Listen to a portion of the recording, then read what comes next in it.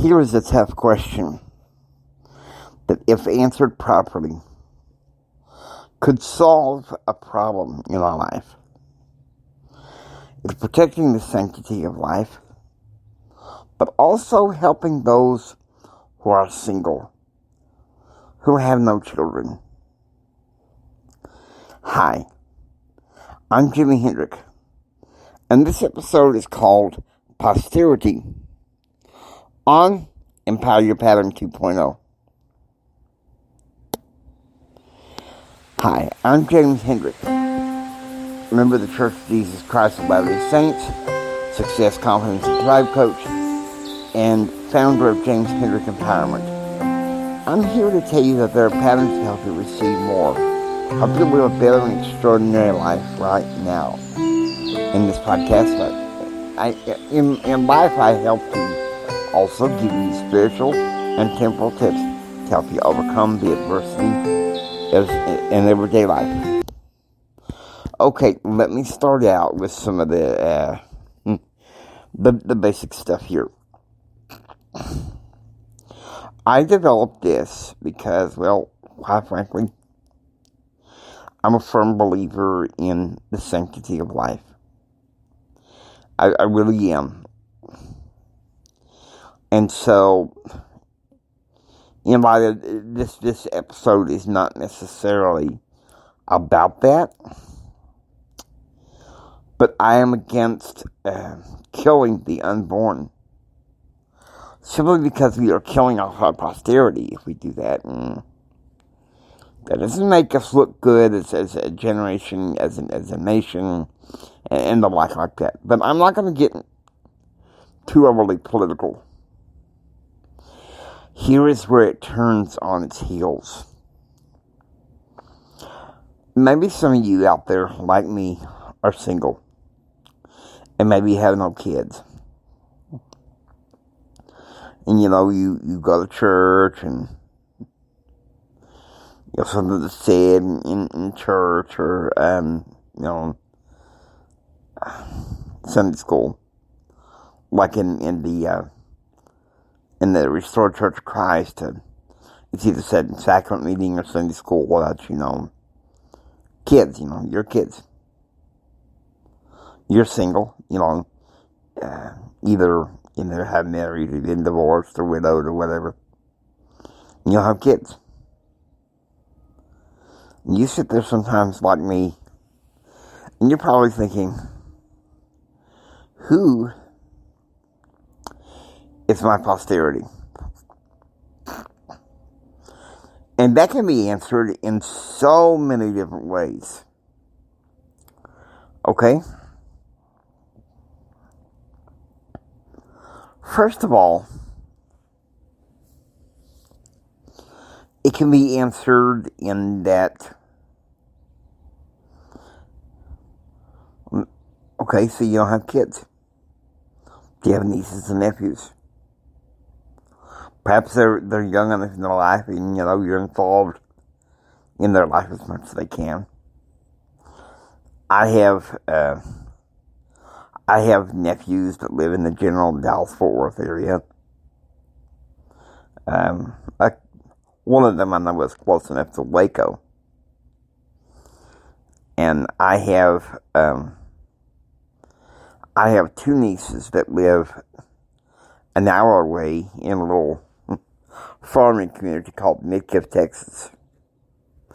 And those two nieces are the ones I get to, with often occasion permit, to leave an impact. But there's also another one, if you think about a spiritual posterity, the people that you leave an impact on, and how that can impact future generations in their life as well. See, instead of sitting there and moaning, hey, I'm in my 50s, I'm single, or I'm single again, and no kids. And believe me, when the doctors, I went through a cancer scare in 2001. My second cancer scare within a 2-year period. And when the doctors told me that I could not father kids, I was devastated. But then, I don't know what it was, around 2004, the Lord showed to me, hey, Jimmy, all is not lost. You can still leave an impact on the kids around you.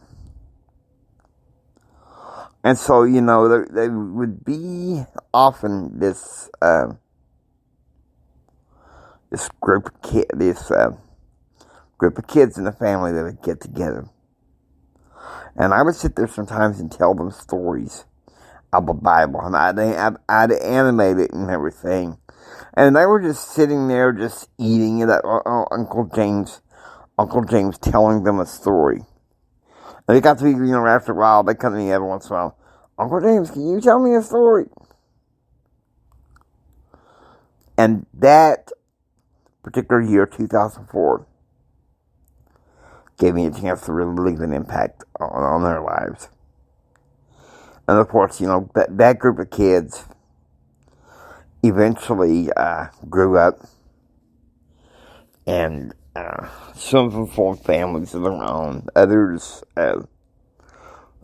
like I have a nephew that's 21 that's just barely forming a life of his own. The two kids that I have impact on are,